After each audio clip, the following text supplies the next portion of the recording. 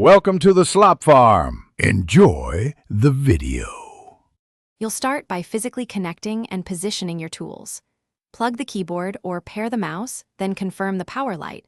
Once done, sit so your elbows form about a 90 degrees angle. Make sure the keyboard is centered and the mouse rests comfortably next to it.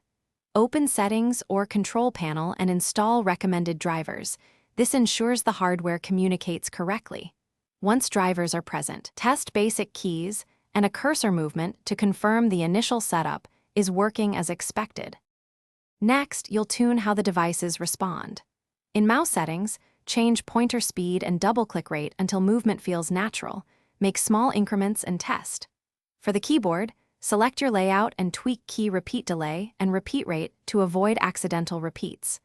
Turn on pointer precision or acceleration if you prefer finer control, and enable accessibility features like sticky keys only if they help you.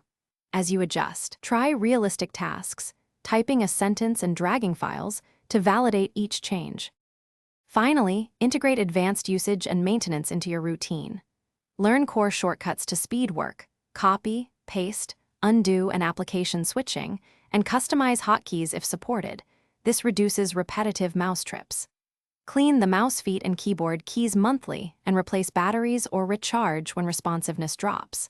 If something fails, first repair or reconnect the device, then test it on another computer to isolate the issue. Make sure drivers aren't conflicting.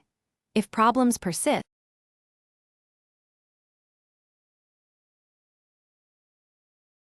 Thanks for watching. Consider subscribing if we helped you today.